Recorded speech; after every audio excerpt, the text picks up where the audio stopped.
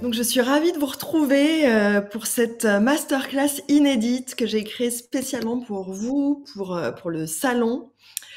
C'est une masterclass différente de ce dont on a l'habitude, où je vais vous faire voyager, vous raconter des histoires, vous proposer un exercice amusant et aussi vous inspirer pour vous aider à enclencher votre reconversion.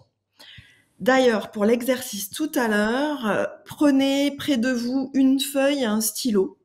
Vous en aurez besoin, ça va être utile. Et en attendant, eh bien, on va passer un moment ensemble. Je suis vraiment ravie d'être avec vous, comme je vous le disais, de vous apporter de la clarté, de l'optimisme et de vous aider à franchir le cap d'une nouvelle vie professionnelle.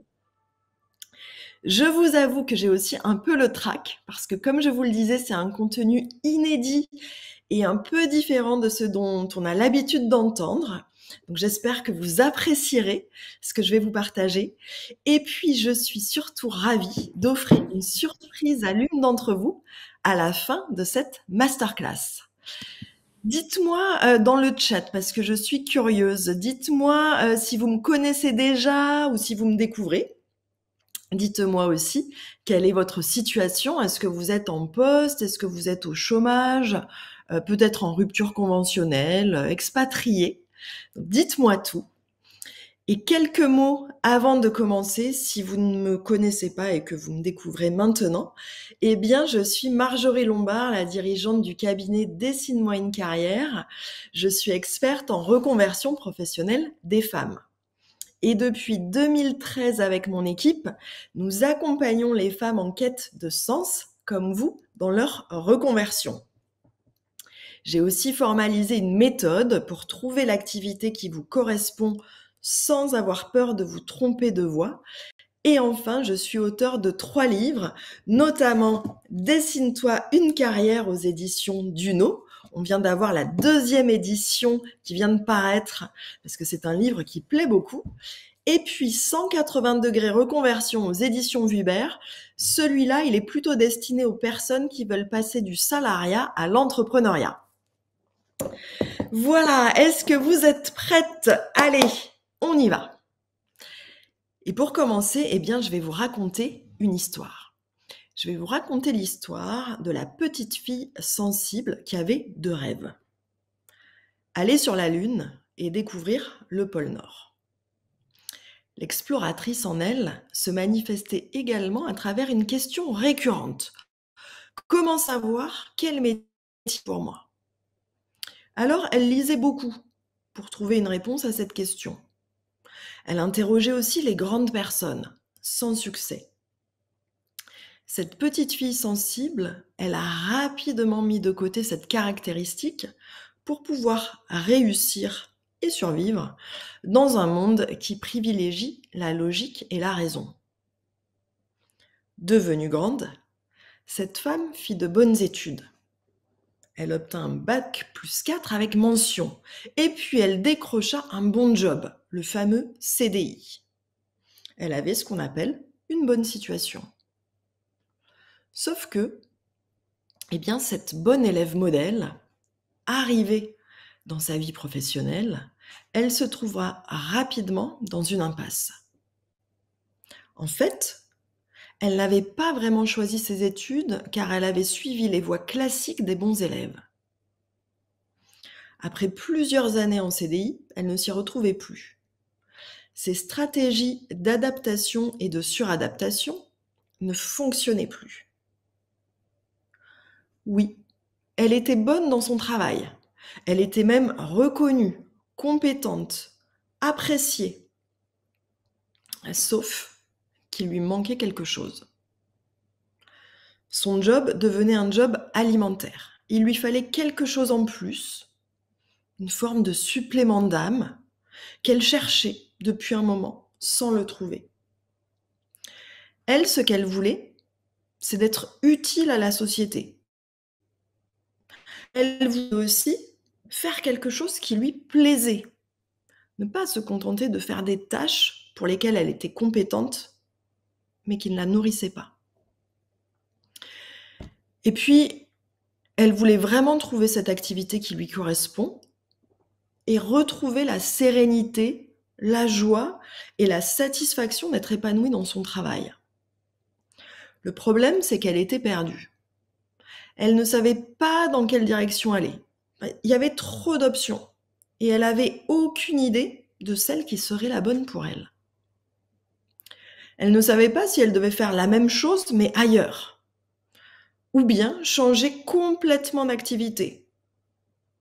Ou peut-être qu'il suffisait de faire une formation plus raisonnable qui lui permettrait de gravir les échelons.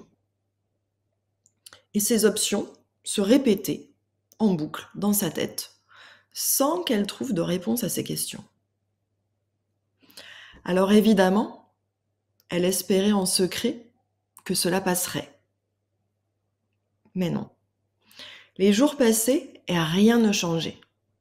Ça devenait même de plus en plus difficile d'aller travailler. Les jours passaient et l'ambiance au travail devenait de pire en pire. Pas parce qu'elle ne travaillait plus bien, simplement, elle se disait que le problème venait d'elle, qu'elle était trop exigeante, ou à d'autres moments, elle se disait même qu'elle était inadaptée au monde du travail actuel. Alors la situation se dégradait, peu à peu. Et cette femme, elle dut même être arrêtée pour anxiété légère. Le déclic s'est produit au retour des vacances d'été. Parce qu'il y a eu un déclic. Sinon, elle fonçait droit dans le mur. Et peut-être qu'elle aurait vécu ce que beaucoup de personnes vivent aujourd'hui, un burn-out, du harcèlement ou autre. Et je vous le disais, le déclic, il s'est produit au retour des vacances d'été. Alors qu'elle était seule au bureau, eh bien, elle décide que ça ne peut plus durer. Elle ne sait pas comment, mais elle va y arriver. Un peu au hasard, cette journée où elle est seule au bureau, elle va sur Google, en mode robot, et elle tape « Venue d'on ne sait où, bilan de compétences ». Elle trouve une liste de centres, elle en appelle un peu au hasard, compose le numéro et prend rendez-vous pour une séance diagnostique. Eh bien, je vais vous dire quelque chose. La petite fille sensible de cette histoire, c'est moi. Je vous ai raconté un bout de mon histoire. Celle de la petite fille qui n'arrivait pas à trouver sa place. Dès l'école, dès le choix des options à prendre au collège, au lycée et évidemment à l'université. Ce que je ne vous ai pas dit dans cette histoire, c'est que moi, j'ai changé 3 fois d'orientation. Vous vous rappelez, j'avais cette question qui me taraudait. Comment on fait pour savoir quel est le métier qui est fait pour moi? Et cette question, réellement, je me la posais. Et je la posais à mon entourage. Dès le collège, dès le choix des options, moi, à mon époque, c'était est-ce qu'on prend latin, grec ou rien? Eh bien, moi, cette simple question, j'y pensais des jours et des jours et des jours. Je crois qu'une part de moi aurait voulu prendre l'option grecque, mais j'ai pris latin. Même chose au lycée. Quelle option tu vas prendre? Et puis, quelle terminale tu vas faire? À mon époque, toujours, c'était scientifique, économique et social ou littéraire, si on était en bac général, comme moi. Et moi, en fait, c'était l'option littéraire qui me plaisait. Sauf que j'ai pris l'option scientifique. Une deuxième fois, je ne me suis pas écoutée. Et pareil pour l'université. J'avais envie de faire des études de psychologie, mais je suis allée faire des études de pharmacie. Si j'avais osé, si je m'étais écoutée, si j'avais entendu la petite voix qui était celle qui me donnait la bonne réponse, j'aurais fait autrement et je ne serais peut-être pas là pour vous répondre. Sauf que, plusieurs fois, j'ai pas écouté la petite voix qui me donnait la bonne réponse. Donc si j'avais osé, j'aurais fait des études de psychologie. Mais à la place, j'ai écouté les professeurs et mon entourage aussi. Parce que selon eux, surtout selon les professeurs, la psycho, c'est bouché. Et c'est tellement dommage avec tes capacités. Faut que je vous dise que j'avais 1 an d'avance. À l'époque, on parlait pas de haut potentiel et tout ça. On me disait que peut-être j'avais des facilités, que peut-être j'étais surdouée, mais sans plus. Mais donc j'avais 1 an d'avance et j'étais en tête de classe. Donc forcément, ce que j'entendais, c'était: «C'est dommage avec tes capacités». Et donc à la place, j'ai entamé des études de pharmacie. J'ai obtenu le concours. Ma voie, elle était toute tracée. J'aurais dû finir pharmacien. Sauf que je me suis rendu compte que c'était pas ma voie. Alors j'ai tout arrêté et je suis partie vivre 1 an à Londres, où j'ai travaillé comme serveuse dans un salon de thé et j'ai vécu avec des Australiens et des Néo-Zélandais. Ça a été une année très particulière. J'ai beaucoup appris sur moi, sur la vie. Ça a pas été toujours facile. Je me levais parfois à 5 heures du matin pour prendre le métro qui m'amènerait dans ce fameux salon de thé qui ouvrait à 7 heures du matin. D'autres fois, je terminais, à minuit. Enfin la vie, hein, la vie classique d'une serveuse. Puis j'étais loin de ma famille. À l'époque, internet, c'était les débuts, hein. Moi, je suis partie en 1999 vivre à Londres. Aujourd'hui, j'ai 43 ans pour vous situer. Mais donc voilà, j'ai vécu cette année, de formation, j'ai envie de dire, de formation de ce que c'est la vie. Et puis j'ai pris la décision de revenir en France, de reprendre des études et là, j'ai suivi des études d'histoire de l'art et de communication. Juste parce que ça me plaisait, pour une fois. Donc j'ai fait mes 4 ans d'études, le fameux bac+4, diplômée en tête de promotion une nouvelle fois et puis je suis embauchée comme journaliste en presse écrite. Ça va être génial. Pendant 1 an, j'écris tous les jours pour des quotidiens, pour des, hebdomadaires, pour, différents supports. Mais 1 an après être embauchée, mon poste est supprimé. Donc là, c'est un peu mon rêve parce que vraiment j'avais l'impression d'avoir trouvé ma voie et mon rêve qui s'écroule. J'avais pas beaucoup de confiance en moi à l'époque malgré tous les bons résultats, hein, que j'avais. Et là, c'est très compliqué. Je cherche à me faire embaucher quelque part parce que moi, la seule chose que je voulais, c'était avoir un CDI. Mais c'est compliqué. Et pour la faire courte, je trouve finalement un autre poste dans un endroit où j'avais fait un stage durant mes études et où je vais être, agent de photographe et productrice photo. C'est le travail qui consiste à trouver des contrats aux clients des contrats avec des clients pour les photographes dont je m'occupe et quand les contrats sont trouvés, eh bien, j'organise toute la prise de vue. Donc en gros, c'est ce que vous voyez sur les abribus, dans les kiosques, dans le métro ou dans les pages des magazines, quand vous voyez des photos pour, un parfum, pour, une marque de vêtements, pour un film. Voilà, ça c'était mon métier. Donc un métier qui soi-disant fait rêver puisque je côtoyais des acteurs et des actrices très connus, des mannequins, des coiffeurs, des maquilleurs.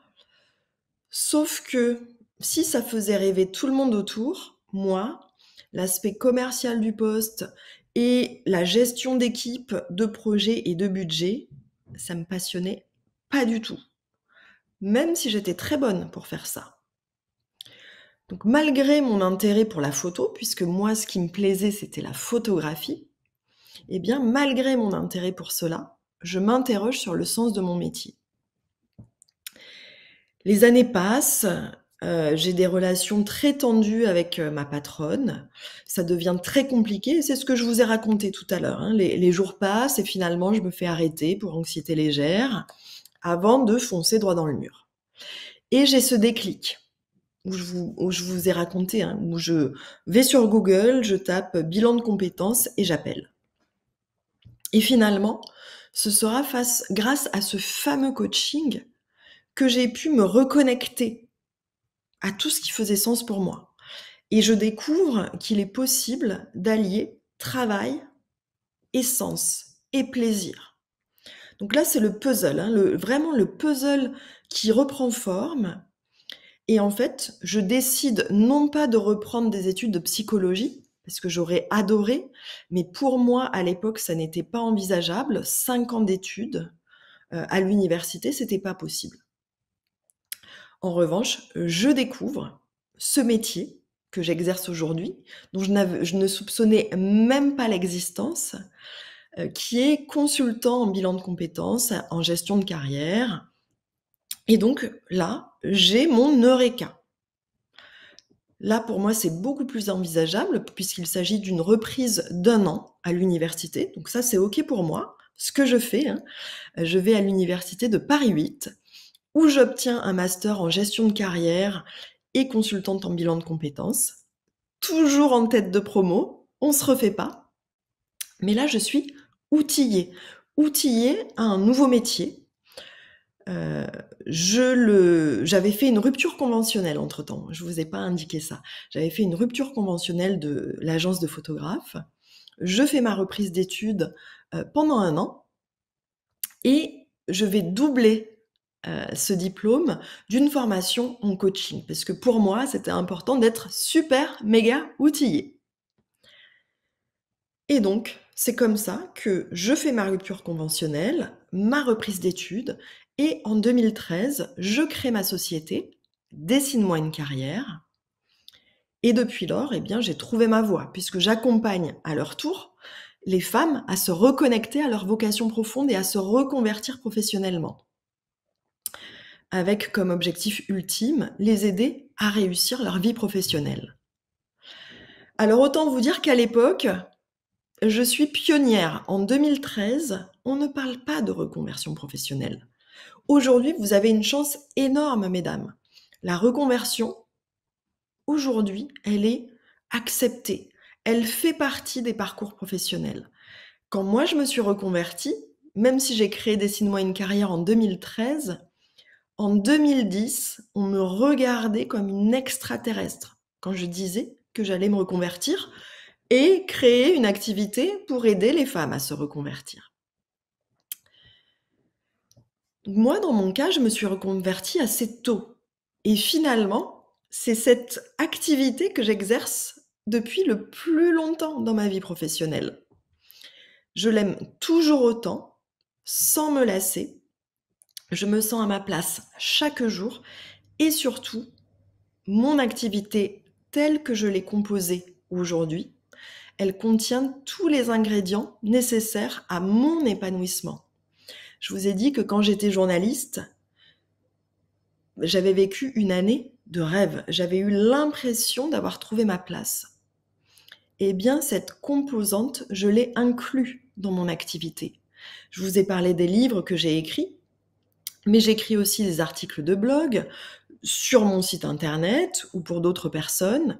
Donc, j'ai cette composante d'écriture et de transmission, puisque je transmets aussi comme aujourd'hui, lors de cette masterclass ou lors d'autres conférences, cette composante d'écriture et de transmission, pour moi, elle fait partie de mes ingrédients du succès, de mes ingrédients d'épanouissement professionnel. Donc oui, je coach des femmes. Oui, j'ai monté une entreprise avec une équipe que je manage. Mais aussi, et ça c'est fondamental pour moi, j'ai dessiné la carrière qui me ressemble. Alors ça, c'était pour moi. Et pour vous, qu'est-ce que ça vous évoque si je vous dis que vous pouvez, vous aussi, dessiner votre carrière? Dessiner une carrière qui vous ressemble. Dites-le dans le chat. Juste après, on va faire un exercice, mais écrivez dans le chat ce que ça vous évoque. Si je vous dis, dessine-toi une carrière. Je vous laisse le temps d'écrire, de partager, de participer. Parce que c'est vraiment important que vous vous disiez que vous avez la main, que vous avez le pouvoir d'agir sur votre carrière. Même si peut-être aujourd'hui vous êtes complètement dans le brouillard, même si vous vous dites que vous ne savez pas du tout comment vous y prendre pour faire ça. Mais c'est super important, si j'ai semé cette graine chez vous aujourd'hui, j'ai tout gagné. Mon intention avec cette masterclass, elle est réussie. Donc je vous disais en début de masterclass de prendre un papier et un stylo. Et bien là, on va passer à l'exercice. Je vais vous demander de jouer le jeu parce que c'est un exercice qui à la fois est très simple, mais peut paraître difficile. Donc vraiment, jouez le jeu, il n'y a pas de bonne ou de mauvaise réponse, mais allez-y, faites-vous ce cadeau pour vous. Il y aura 2 étapes dans cet exercice. Première étape, tout de suite. Je vous invite à dessiner aujourd'hui votre situation en lien avec votre travail. Dessinez aujourd'hui sur un bout de la feuille votre situation par rapport au travail. Alors, il ne s'agit pas de bien dessiner, on s'en fiche. Peut-être que vous allez faire un schéma, peut-être que vous allez faire des bonhommes bâtons, comme les enfants de 4 ans. Peu importe. Allez-y, faites-vous confiance. Prenez quelques instants, ça va durer 30 secondes, 1 minute, même pas. Mais faites ce premier dessin qui va représenter votre situation actuelle avec votre travail aujourd'hui.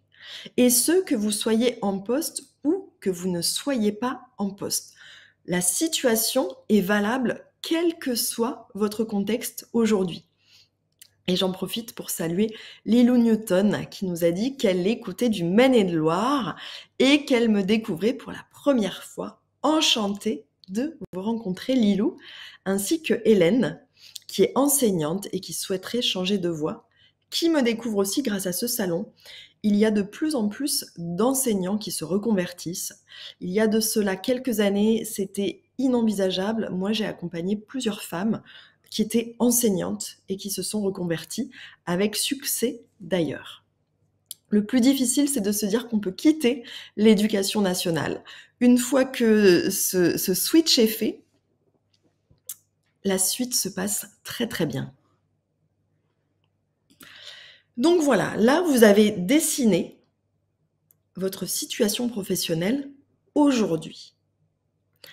Maintenant, dans la deuxième étape de l'exercice, je vais vous inviter à dessiner la situation de demain, la situation professionnelle idéale.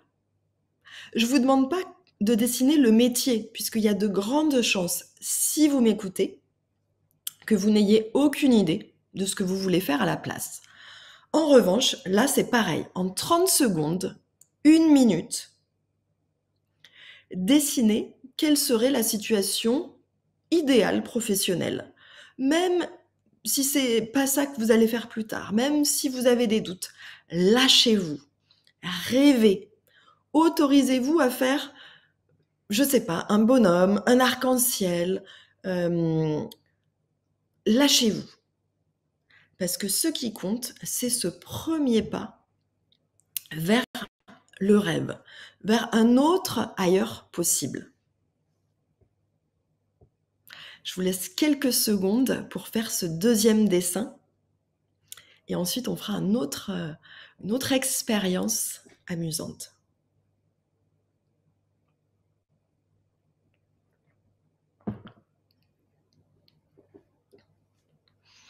Ce deuxième dessin, ainsi que le premier,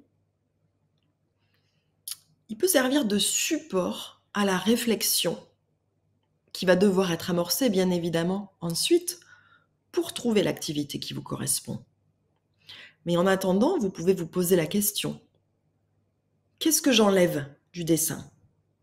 Qu'est-ce que je garde du dessin? Du premier ou du deuxième ou des deux? Qu'est-ce que j'enlève? Qu'est-ce que je garde? Et puis tranquillement chez vous, peut-être ce soir, peut-être tout à l'heure, demain, vous pourrez aussi vous demander qu'est-ce que j'ai envie d'ajouter dans le dessin. et vous pourrez le compléter. C'est Antoine de Saint-Exupéry qui se demandait si la perfection, au final, ça n'était pas d'ajouter quelque chose au dessin, mais plutôt lorsqu'on avait tout enlevé, tout ce qu'on pouvait enlever était enlevé et qu'il ne restait plus que l'essentiel. Intéressant, n'est-ce pas? Merci Claudia. Merci. Vous aimeriez retrouver le plaisir de travailler. C'est tout à fait possible. Quand on est vraiment dans le tunnel, dans le brouillard, dans des situations difficiles, on a l'impression qu'on n'y arrivera jamais. Mais je sais que c'est possible. Vous pouvez retrouver le plaisir de travailler. Bien sûr, ça ne se fait pas en un claquement de doigts. Il n'y a pas de baguette magique. J'adorerais avoir la baguette magique pour vous le permettre. Je ne l'ai pas encore trouvée. Peut-être elle existe, mais je ne l'ai pas encore trouvée. En revanche, c'est possible.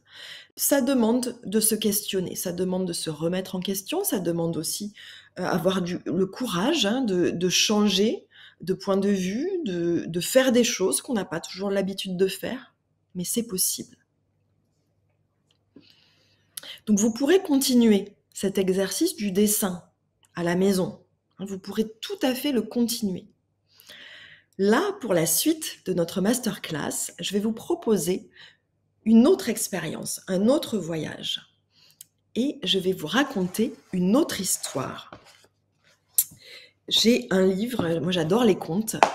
Donc là, je vais vous lire un conte qui nous parle de la thématique de l'inattendu. Alors c'est très court, hein. Vous verrez, c'est très court, mais c'est très intéressant. C'est un conte qui s'appelle Les deux rêveurs. C'est un conte persan qui a été librement adapté par l'auteur de ce livre, qui s'appelle Christine Carstensen. Et je vais vous le lire sans plus attendre. Alors, il y a bien longtemps, en Perse, vivait un pauvre paysan. Il s'était installé avec sa femme et ses enfants près d'Ispahan. Il n'avait qu'un petit lopin de terre à cultiver auprès de sa vieille masure. Sous le soleil cuisant de sa peau, il labourait chaque jour un sillon de son champ. Aussi, après le repas, avait-il pris l'habitude de faire la sieste au bout de son champ, à l'ombre d'un figuier. Et chaque jour, lorsqu'il commençait à plonger délicieusement dans le sommeil, il faisait le même rêve. Il rêvait qu'il entreprenait un long voyage pour aller loin de chez lui, au Caire, en Égypte. Là, une ville joyeuse l'attendait avec des boutiques pleines de fruits ronds et colorés, des échoppes avec de magnifiques objets de cuivre et des étoffes chatoyantes. La ville elle-même étincelait comme un joyau au soleil. Il s'emplissait les yeux de ce spectacle lorsqu'il traversait un pont de pierre sur lequel il s'endormait la nuit. C'était toujours le même pont de pierre. Au petit matin, il s'éveillait.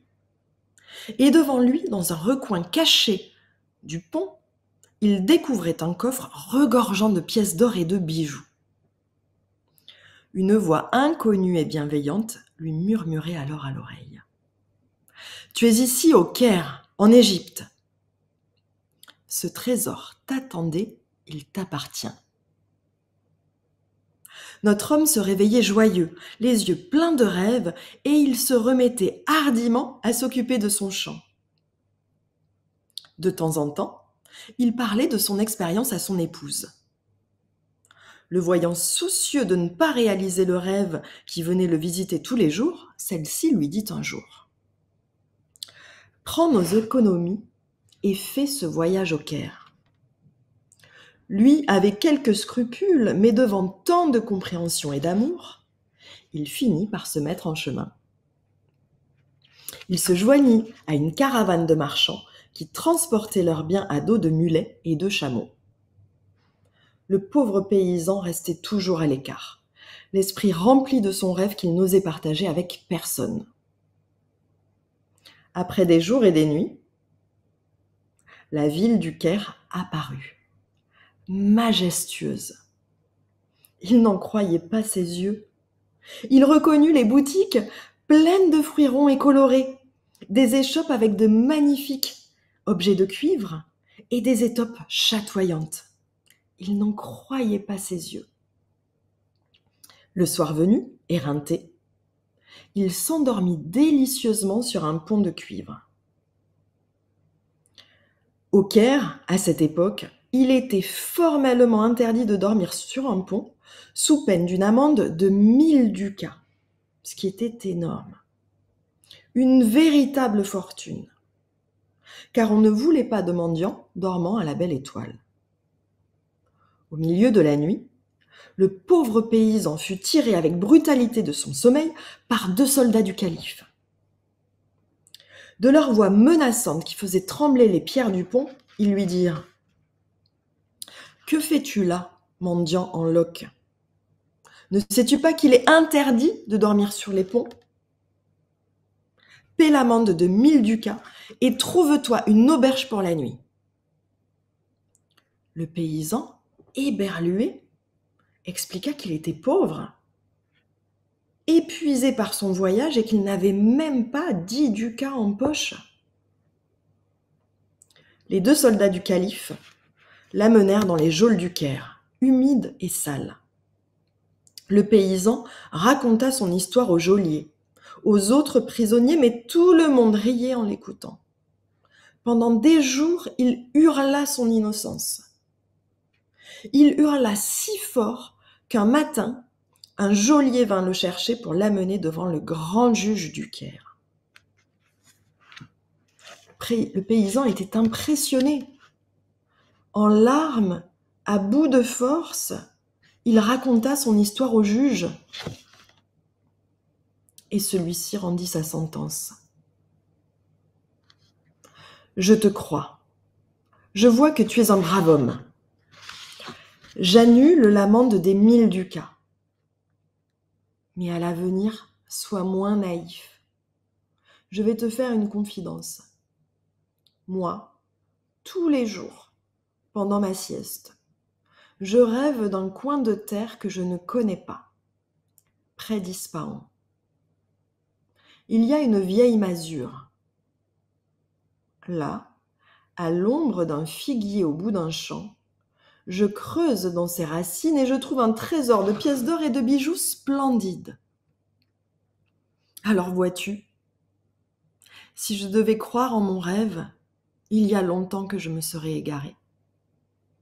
Rentre chez toi, brave homme. Retrouve ta famille et vis heureux. » Le paysan ne se le fit pas dire 2 fois. Il retourna chez lui et, heureux de retrouvailles, embrassa sa femme et ses enfants. Et puis, au moment de sa sieste, il prit vigoureusement une pelle solide. Il creusa jusqu'aux racines du figuier et trouva un vieux coffre débordant de pièces d'or et de bijoux splendides. Jamais plus, il ne quitta Ispahan, où il coula des jours heureux dans une belle demeure au milieu d'un champ de figuiers. Alors, qu'est-ce que vous inspire ce conte ? Je vais vous poser 3 questions pour vous faire réfléchir à partir de cela. Vous pouvez noter les réponses sur votre feuille. Tout d'abord, première question, en quoi ce conte peut faire écho à votre propre histoire ? Et je vous laisse quelques secondes pour répondre. En quoi ce conte vient faire écho à votre propre histoire ?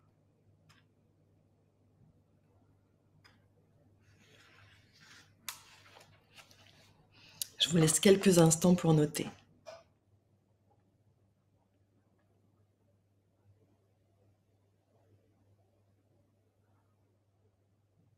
Deuxième question. Qu'est-ce qui vous a le plus marqué dans ce conte ? Deuxième question.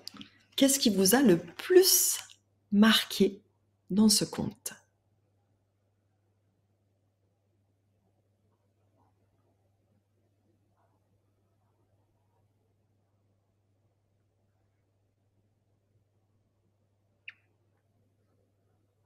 Troisième et dernière question. Quel élément anodin vient tout faire basculer et comment pouvez-vous utiliser cet élément pour vous faire avancer dans votre reconversion? Quel élément du conte vient tout faire basculer? Et comment est-ce que vous pouvez vous servir de cet élément pour vous faire avancer dans votre reconversion?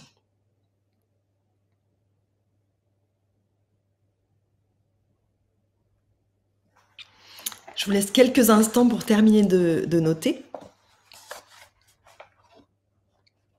Et je serai curieuse, vous me direz tout à l'heure au moment des questions-réponses, ce qui vous a marqué. Mais on peut se dire, parce que chaque conte, il y a toujours des sagesses. Moi, j'aime beaucoup les contes et d'ailleurs celui-là, il est tiré d'un des exercices que je propose aux personnes qui sont accompagnées dans leur reconversion. Et il y a toujours un élément de sagesse dans les contes. Et ce qu'on peut retenir, c'est que lorsqu'on a un rêve qui nous habite, peut-être que ce rêve, c'est de retrouver du plaisir au travail, peut-être que ce rêve, c'est de faire un métier qui fait sens, peut-être que ce rêve, c'est de devenir menuisier, cuisinière à domicile, de créer sa société, peu importe la nature du rêve, mais quand on a un rêve qui nous habite, eh bien, il est bon d'en sentir les richesses, les effets émotionnels qui sont possibles. Qu'est-ce qui retient notre attention? Qu'est-ce qui est important pour nous dans ce rêve? Parce que parfois, c'est pas la finalité du rêve qui est importante. En revanche, ce qui compte, c'est de se mettre en quête de ces éléments qui sont importants pour nous. Comment est-ce que ces éléments de notre rêve peuvent se transposer dans la réalité? Comme dans le conte, le rêve ne se réalise pas souvent sous la forme à laquelle nous avons pensé. Peut-être même parfois à l'opposé, lorsque ce monsieur se retrouve enfermé dans la prison du Caire. Ce rêve va comporter des embûches, mais l'essentiel est de préserver des éléments et de garder des indices qui font sens ou qui donnent une direction. Le chemin parfois peut être déroutant, mais rester connecté à ce rêve et avancer étape par étape en fonction aussi des synchronicités qui peuvent arriver, eh bien, il peut apparaître dans un premier temps du chaos qui ensuite va se stabiliser. D'abord, il va nous déstabiliser, mais ensuite, ce chaos va se stabiliser et le tout va s'organiser avec une autre logique que la logique rationnelle, que la logique habituelle. C'est donc important de continuer à croire en son rêve avec force et conviction, même dans les moments où on est dans le brouillard, même dans le moment où c'est difficile. Je vous le disais, j'ai aussi connu ces moments vraiment chaotiques où j'ai l'impression qu'il n'y a pas d'espoir. Même le lundi matin, je me rappelle, quand je retournais travailler après le week-end où là, j'avais pris sur moi, comme on dit, pour me changer les idées, eh bien, le lundi matin, je retournais travailler. Le bureau se trouvait au 3e étage. Je ne prenais pas l'ascenseur et je montais les marches au ralenti pour reculer le plus possible le moment d'ouvrir la porte. Donc tout ça pour vous dire que j'ai été à votre place et j'ai eu des moments où j'avais l'impression qu'il n'y avait pas d'espoir, il n'y avait pas d'issue.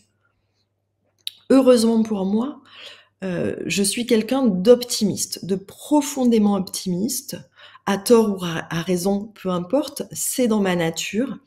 Et j'ai une croyance qui est que tout est possible, même quand on croit que rien ne l'est plus. Et c'est cette foi qui faisait que, eh bien, j'y allais, je continuais et je me disais, je vais bien finir par trouver une solution. Jusqu'à ce fameux retour des vacances d'été où pour moi, la solution a été d'aller sur Google, de taper bilan de compétences et de prendre rendez-vous. Donc, cette force du rêve, c'est aussi elle à laquelle je vous invite à vous raccrocher, hein, à vous rattacher, même si vous avez l'impression que c'est complètement fou. Parce que c'est en étant connecté à cette force du rêve, aussi abstrait soit-il, même si c'est juste retrouver du plaisir au travail, en y restant connecté et en étant ouverte chaque jour, hein, aux éléments anodins, aux synchronicités qui vont peut-être arriver sur votre chemin pour vous donner la solution. Peut-être que pour certaines parmi vous, ça va être de nous contacter et de faire cette séance diagnostique comme moi je l'ai fait à l'époque. Peut-être que pour d'autres, ça va être autre chose. Mais peu importe. Ce que j'ai envie de vous dire avec cette thématique, dessine-toi une carrière, c'est qu'aujourd'hui, chaque personne peut dessiner sa carrière. On parle aujourd'hui de job crafting. C'est une terminologie anglaise. C'est dommage qu'on n'ait pas trouvé de traduction en français. Mais ça parle de remodeler son poste de travail en y ajoutant, donc sans changer de travail, mais en ajoutant des éléments, des ingrédients qui font qu'on va y trouver plus de sens et d'épanouissement. On parle aussi de design de carrière. Donc là, il va s'agir de changer de travail. Mais ce que je veux vous dire, c'est que le monde du travail, aujourd'hui, il a considérablement changé. Il y a de nouveaux métiers qui sont en train de se créer. Et si on fait une perspective historique, juste quelques instants, à l'origine, à la préhistoire, la majorité des personnes étaient soit des nomades, soit des chasseurs-cueilleurs. Puis, avec l'arrivée notamment de l'ère dans laquelle nous sommes, hein, il y a à peu près quelques milliers d'années avant Jésus-Christ, là, les nomades ont arrêté d'être nomades, se sont installés, et donc les chasseurs-cueilleurs sont devenus paysans pour la majorité. Et puis, la société a évolué, on a commencé à voir apparaître les artisans, hein, les forgerons, les tapissiers, donc des métiers très manuels qui se transmettaient de père en fils. Hein, les artisans étaient artisans, le même métier de père en fils. Et une minorité de la population était soit le clergé, soit la noblesse, et eux ne travaillaient pas. Mais pour les personnes qui travaillaient, on était artisans de père en fils, et ce, pendant la majeure partie depuis 2000 ans. Paysans ou artisans.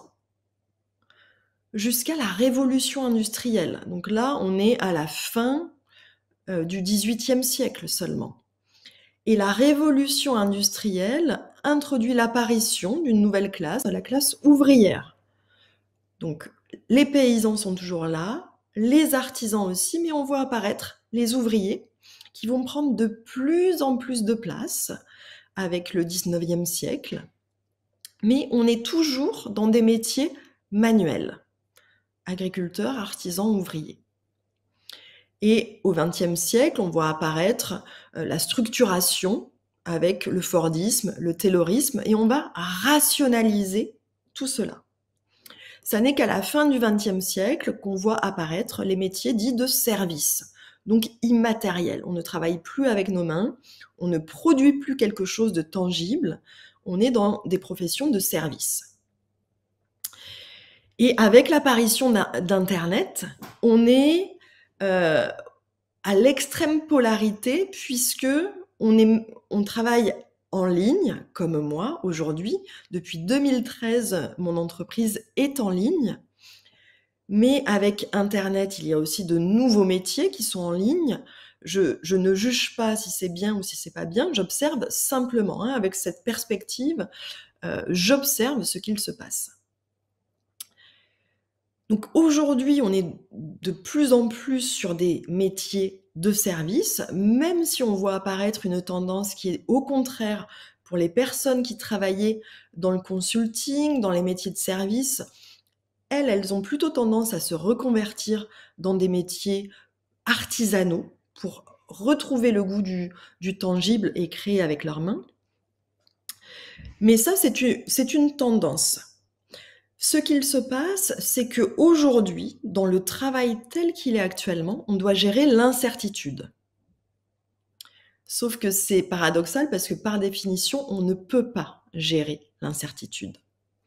Et on a beaucoup de modèles qui s'effondrent, comme la fin des carrières linéaires, les métiers de demain qui n'existent pas, les reconversions. Comment on fait alors?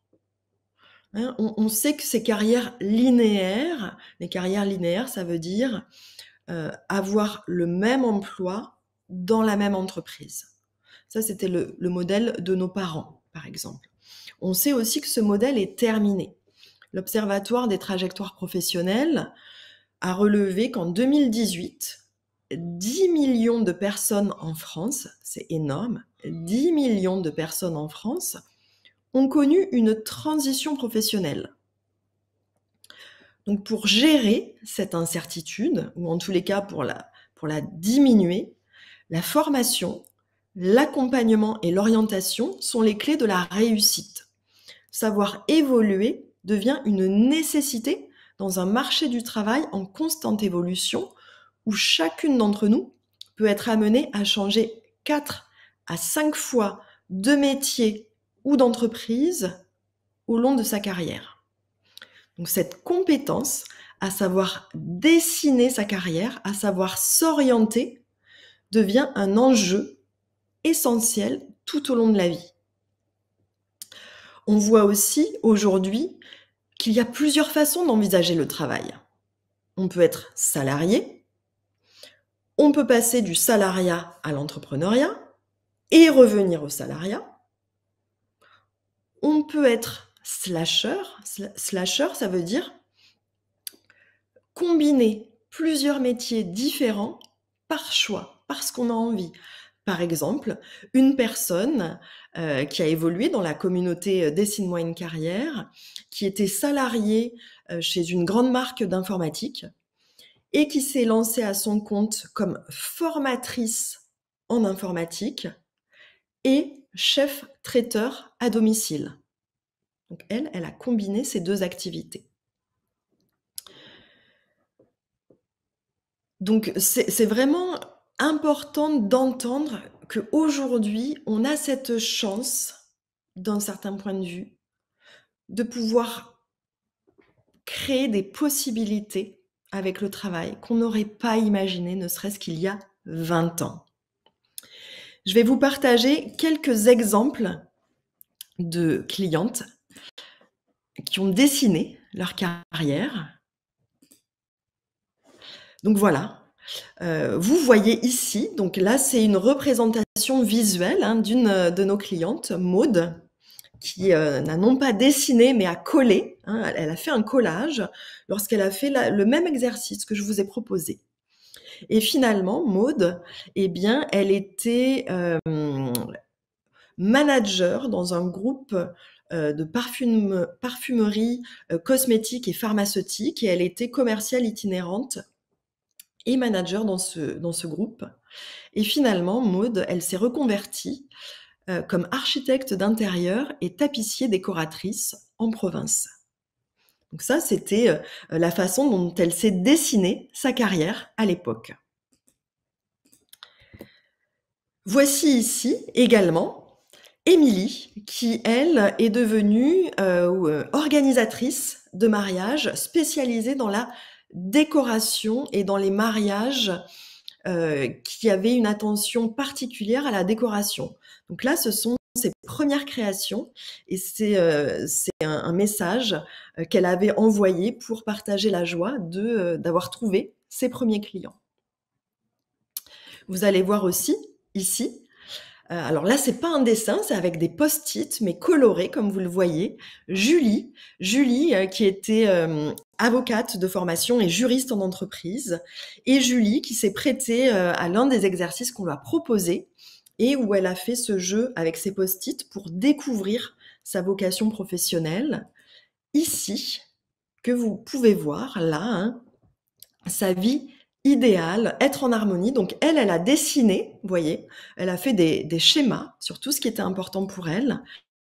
Et elle aboutit à sa vocation qui est de faire découvrir, transmettre et développer par le visuel.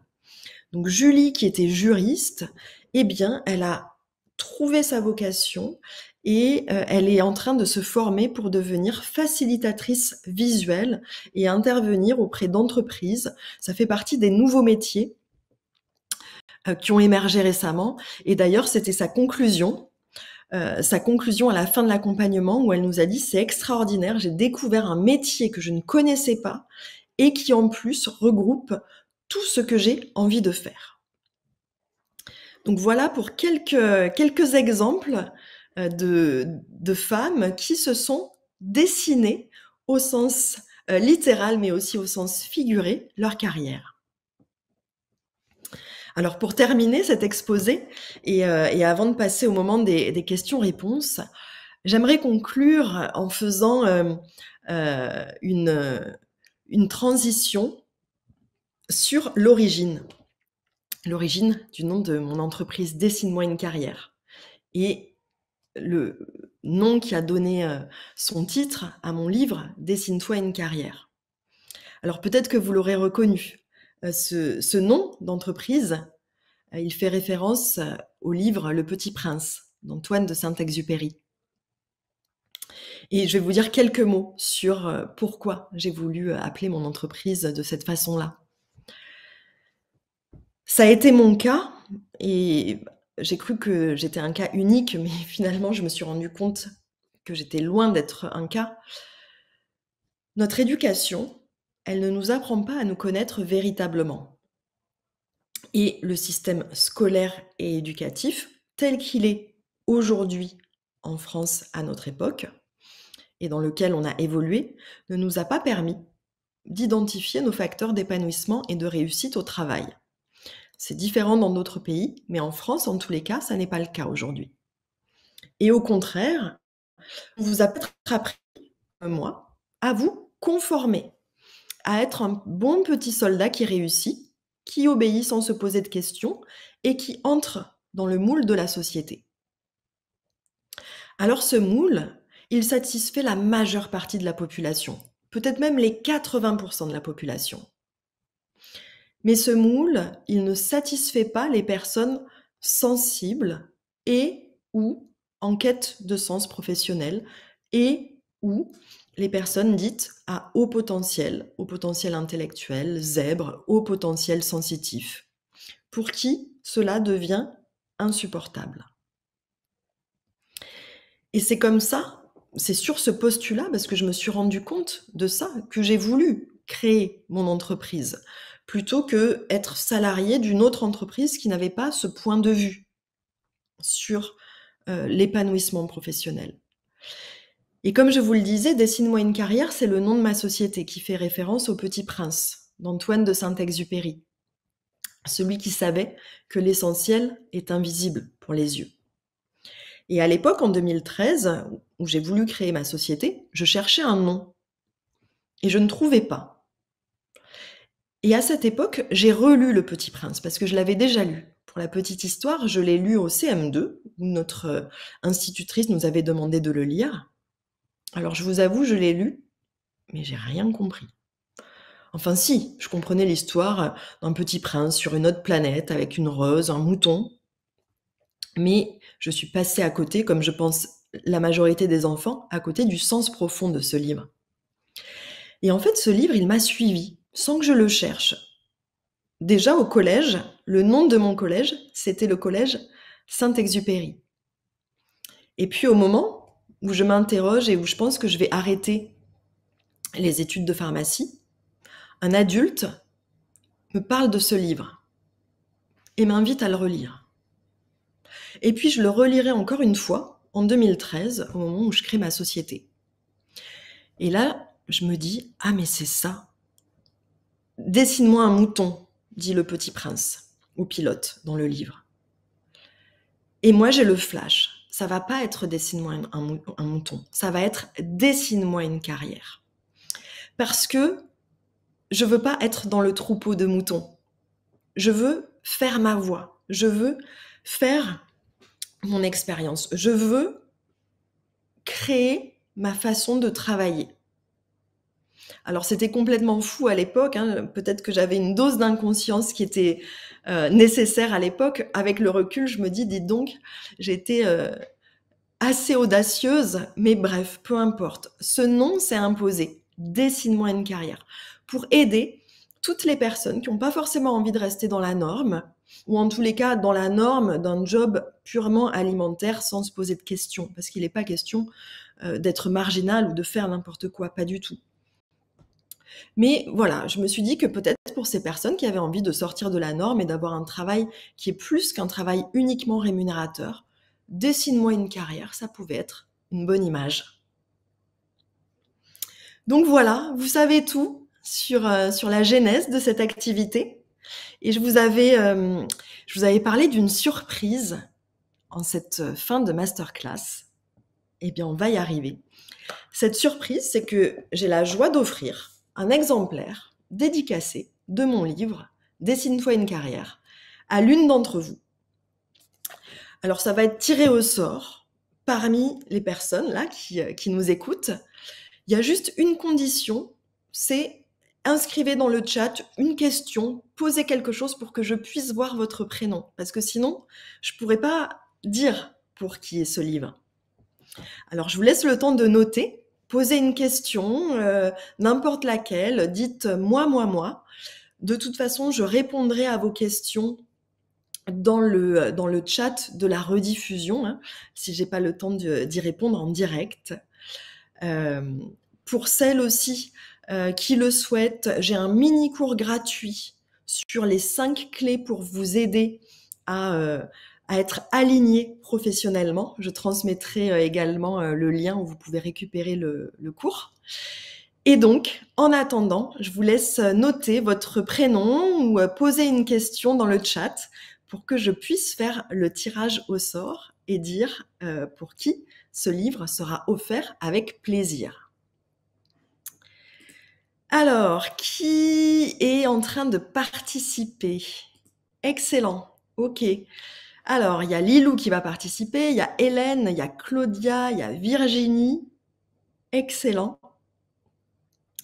Donc, qui va avoir la chance de gagner l'exemplaire dédicacé du livre? Alors, je vais fermer les yeux, je vais simplement faire défiler moi avec ma souris dans l'onglet du chat et puis je vais vous dire qui aura la chance de gagner l'exemplaire dédicacé de mon livre. Je réponds en attendant à Virginie qui pose une très bonne question. Votre accompagnement est-il individuel ou collectif? Eh bien Virginie, nous avons les deux. Nous avons le coaching de reconversion individuelle et nous avons le programme 180 degrés reconversion qui est l'équivalent en collectif avec la même méthode. Et dans les deux cas, nous sommes éligibles au CPF. Alors, je fais dérouler. Qui va gagner le livre? Eh bien, tac, derniers éléments de suspense. Il s'agit de Céline Van Gramberen. Céline, eh bien bravo. Je suis ravie de vous offrir cet exemplaire dédicacé. Transmettez simplement votre adresse postale soit à l'équipe de Salon Professionnel, soit directement via mon site www.dessine-moi-une-carrière-tout-accroché.com. Et Céline, je serai ravie de vous envoyer l'exemplaire dédicacé de mon livre. S'il y a des questions, eh bien là, il reste encore 2 minutes avant la fin de l'intervention, donc je serai ravie de vous répondre en direct. Sinon, pour celles qui le souhaitent, vous pouvez évidemment aller suivre le mini-cours gratuit, les 5 clés pour trouver votre alignement professionnel. Vous le trouverez sur la page d'accueil de mon site. Donc Céline, je serais ravie de vous envoyer le livre. Hein. Passez-moi le mail. Et puis, je serai aussi également ravie d'offrir 2 sessions diagnostiques gratuites également à 2 d'entre vous. Ce sera les premières arrivées, premiers servis. Vous pourrez en bénéficier en allant là aussi à nouveau sur mon site www.dessine-moi-une-carrière.com dans l'onglet séance diagnostique. Je vous souhaite une très très belle journée à toutes. Bonne continuation dans votre reconversion